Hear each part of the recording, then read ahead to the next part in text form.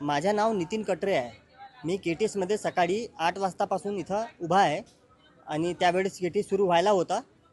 त्यानंतर सुरू झाल्यानंतर 2-3 लोक होते तिथं आणि मी गेलो चिठ्ठी काढायला. प्राथमिक चिठ्ठी जी असते ना ट्रीटमेंटसाठी, ते काढायला गेलो. तर त्यांनी मला आधार कार्ड विचारलं. माझ्याकडे फिजिकली आधार कार्ड नव्हता, म्हणून मी आपल्या मोबाईलमध्ये त्यांना आधार कार्ड दाखविला आणि त्यांनी मला म्हटलं की ओ टी पी आहे का. त्यांना मी म्हटलं की ओ टी पी जो मोबाईल आहे तो माझ्या घरी आहे, माझ्याकडे नाही आहे सध्या. तर त्यांनी मला म्हटलं की ओ टी पी शिवाय तुम्हाला चिठ्ठी नाही देत आम्ही, तुम्हाला जिथं कंप्लेंट करायची आहे तिथं करा, असं त्यांचं म्हणणं आहे ना. अजूनपर्यंत मला चिठ्ठी त्यांनी दिली नाही आहे. की जेवढे बुजुर्ग असतात, माणसांजवळ अँड्रॉइड मोबाईल नसते आणि त्यांच्या काही आधार कार्ड त्यांना माहीत नसतं, काही नसतं, ओ टी पीचा विषयच नाही आहे तिथं. तोही म्हटलं नाही. म्हटलं त्यांचं म्हणणं असं आहे की कंपल्सरी म्हणजे कंपल्सरी, तुम्हाला जिथं कंप्लेंट करायची आहे तिथं करा, असं त्यांचं म्हणणं आहे. मी अजूनपर्यंत चिठ्ठी नाही काढली आहे ना, त्यांनी मला नाही दिली आहे. माझ्या पायाची दुखापत होती म्हणून मी इथं केटीएसमध्ये आलो होतो. काय सांगाल त्याप्रमाणे आता रुग्णांना आधी OTP मागेल जातानंतर त्यांना तिची चिठ्ठी दिली जाते?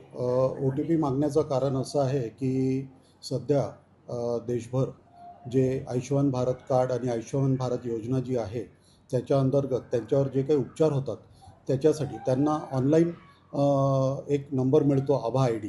तो आभा ID असल्यास त्या नागरिकांना देशभरात कुठल्याही रुग्णालयामध्ये जर उपचारासाठी गेलं तर त्यांचं पूर्वीचा जो काही उपचार झालेला असतो त्या उपचाराची माहिती त्यामध्ये उपलब्ध असते आणि त्यांच्यावरती पुढील उपचार करत असताना मागे काय आजार होते, काय नव्हते याबद्दलचा पूर्ण हिस्ट्री उपलब्ध होते आणि त्यानुसार त्यांच्यावरती उपचार करण्यास सुसूत्रता येते.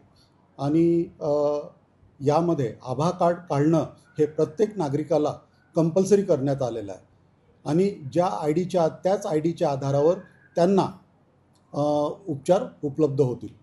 आणि यासाठी आपण पेपरमध्ये याबद्दल बातमीसुद्धा दिलेली होती, नागरिकांना आवाहनसुद्धा केलेलं होतं. परंतु बरेच वेळा नागरिकांकडे हे कार्ड नसतात. त्याच्यामुळे आपण त्यांना आता जेव्हा ते पुढच्या वेळेस OPDला येतील त्यावेळेस त्यांनी ते कार्ड सोबत आणावं, जेणेकरून ज्या कार्डासोबत त्यांचं मोबाईल नंबर म्हणजे आधार लिंक मोबाईल नंबर असतो त्याच्यावरती त्यांना एक OTP येईल आणि परमनंटली त्यांचं एक आभा ID तयार होईल आणि त्या आभा ID तयार झाल्यानंतर त्या सर्व नागरिकांना या आभा IDच्या अंतर्गत सेवा उपलब्ध होते. आरोग्य सेवा 2 सेकंडचा वेळ लागतो.